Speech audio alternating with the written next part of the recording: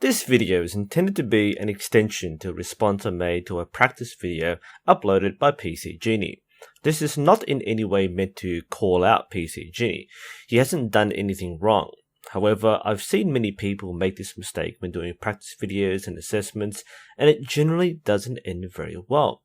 I've already written a lengthy critique including a general comment about how the groupings in this video are a result of pointing the bow in the general direction of the target, and I emphasized the point that there was no purpose in trying to explain or analyze groupings when the fundamentals are not there. This may sound harsh, but I'm not exaggerating, and I'll prove it. What you're seeing on the screen is me flinging arrows into a target and getting a grouping that is just as good, if not better, than what PC Genie recorded. What's the point of this, you ask? Well, I'm using this, a miniature decorative desktop ornament. Obviously, there is no semblance of correct archery form, but as you'll see throughout this video, I'll still get a grouping at a similar distance. I'm not doing this to make PC Genie look bad or show off how good I am, because there's nothing worth bragging about in this video, in this accomplishment. It's to prove the point that if you have a practice routine in which you don't pay any attention to basic form, you're running a random number generator.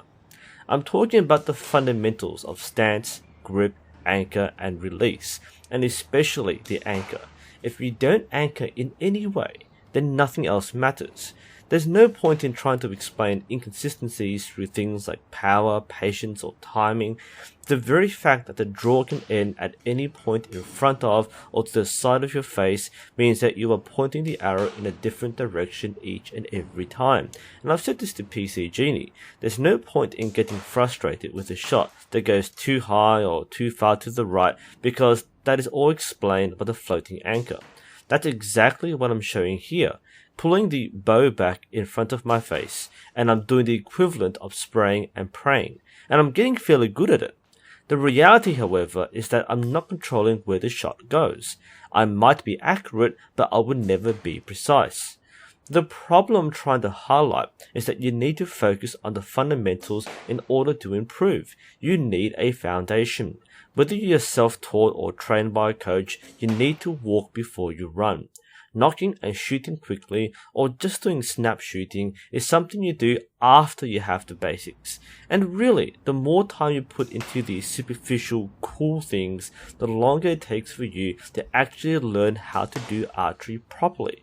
Remember that the people who do the things you might find cool, like hitting really difficult targets or doing stunt shooting, spent years honing their skill, not taking shortcuts. So if you're shooting like me and using your groupings as a benchmark, don't. Groupings tell a story, but if you're doing what is the equivalent to closing your eyes and letting go, it's not a story that you had any part in. Focus on your fundamentals first, and then you can write your archery story.